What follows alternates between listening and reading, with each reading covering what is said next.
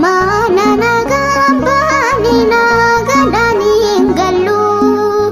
dabarsinu natanani walinodu ya waqsitini ni barama kana ika walinu kanu jum namatana gafari patani dafin pariu namadi pisachi adu namambau nuf bariu ditenu twardi panu ofida damni rawakatai yanu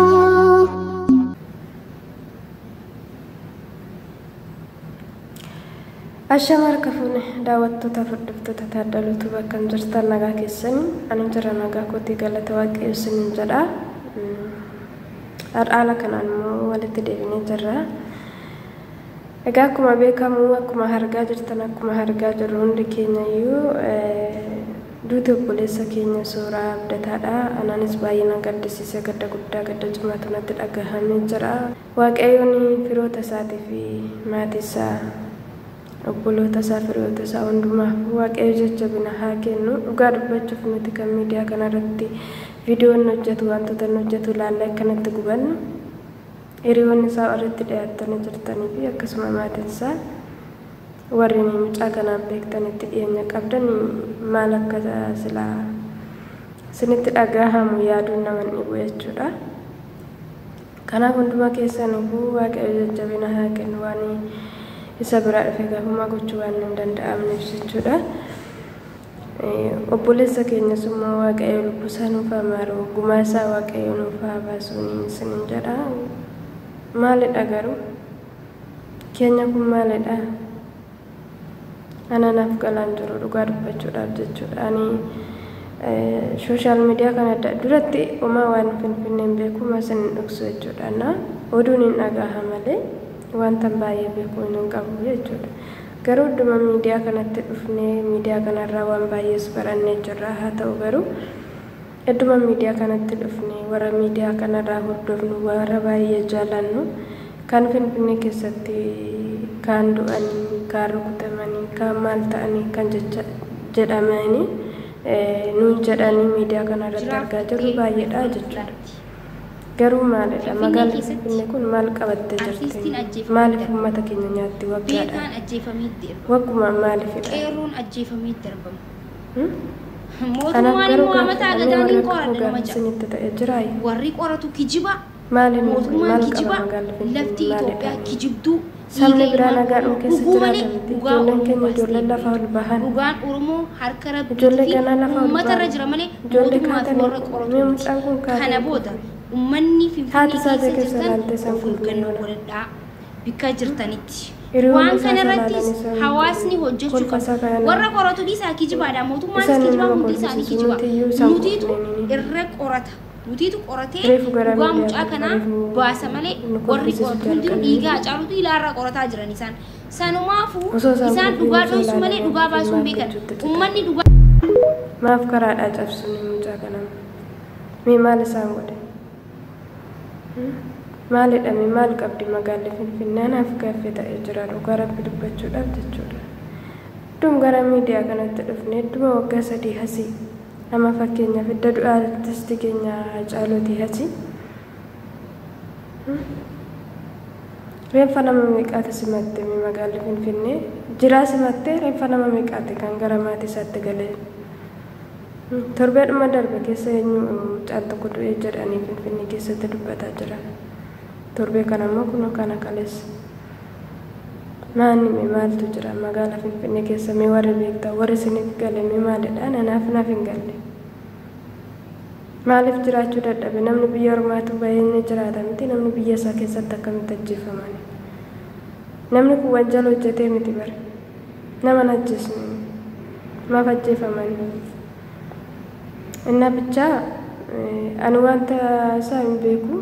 duuti mucaa kanaan baay'ee na gaddisiise bichaa waaqayyo jajjabina akkas uummata Oromoo fi maatii isaa hundumaaf jajjabina haa kennu dhugaa isaa immoo waaqayyo haa baasu bilisumni warri san ijoolleen keenya qubaan deemnaa galgala simmoo findagatinaa namni keenya dhugaa rabbii orma jala kaana argee jiraanii waan baay'ee irratti argee jira baay'een keenya waliin jajjabeessinu waliin iyyafannu meesa dhiisaatiin nuti har'a nuti warri mana namaa keessa hojjennu meeqa keenya mee amma ka wal gaafatu meeqa keenya mee waan keessa hoollu ka wal gaafateer maalirra oolti maatiin nuti bira jirtu akkamsitti jiran akkamsitti oolan jenne wal gaafannaa maal taate naan jettanii hiree acee hundeessaa oolee bulee nagahe maal taate maaliif jettu hin beeku maalan ta'e finfinneetu dabarsee harka diinaaf na laate kan dhiiga cee dhugetu qarxam godhee na nyaate ijibbaata du'aatiif dhiigni koo yaa'ee bu'ee naaf dhuftan osoon jedhuu dirmannaa dhabeen du'ee. Artist Sooraa Abdataa Finfinnee naannoo Jamuutiin du'e ergamiim. Sooraa Abdataa nama aartii diraamaa garaa garaa hojjechuun beekamu yoo ta'u dhiyeenyatti hojii haaraa waliin dhufaa jiraachuu isaa isa beektonni ni himu. Reeffi artist Sooraa Abdataa yeroo ammaa hospitaala Phaawulos seenee qoratamaa jiraachuus odeeffanneeti jirra. Finfinneen dachii dhiiga ilmaan ishee dhugaa dhageesse yoo ta'u keessattuu ilmaan Oromoo quuqama saba isaanii qaban kanneen aartii saba isaanii guddisan laafina tokko malee nyaachuun Oromoof qe'ee gaddaa erga taateen bubbultee jirti. Artist Sooraa Abdataa dargaggeessa lafaa dhufaa aartii Oromoo keessatti hojii gurguddaa hojjechaa jiru yoo ta'u dandeettii aartii isaatiin saba isaa bohaarsuun beekamtii nama qabudha. Dargaggeessa bakka yaadee ga'uuf jooree jaawaruu galma isaa hanqachuun adoolessa 27 ganama kanaa jeefamee reenfi isaa argamee jira. Akkaataan ajjechaa isaa fi eenyummaan namoota ajjeesanii haga ammaatti beekamuu baatus namoonni ijaan argan akka jedhanitti Sooraa Abdataan magaalaa Finfinnee naannoo Jamoo jedhamee beekamu mana dhiqannaa keessatti ajjeefamee argame. Yeroo ammaa Finfinnee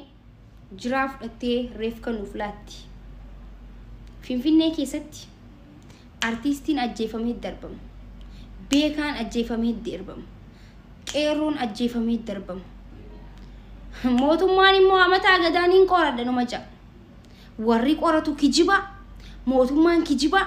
Lafti Itoophiyaa kijibduu dhiiga ilmaan Oromoo dhuguu malee dhugaa Oromoo baastee hin beektu. Dhugaan Oromoo harka Rabbiitii fi uummata irra jira malee mootummaa fi warra qoratu miti. Kana booda ummanni Finfinnee keessa jirtan of eeggannoo godhadhaa bikka jirtanitti. Waan kana irrattis hawaasni hojjechuu qabu. Warra qoratu dhiisaa kijibaadha. Mootummaanis kijibaa hundi isaanii kijibaa. Nutiitu irra qorata. Nutiitu qoratee dhugaa mucaa kanaa baasa malee warri qoratu hundinuu dhiigaa caalutu ilaarraa qorataa jiran isaan. Sanumaafuu isaan dhugaa dhoysuu malee dhugaa baasuun beekan. Ummanni dhugaa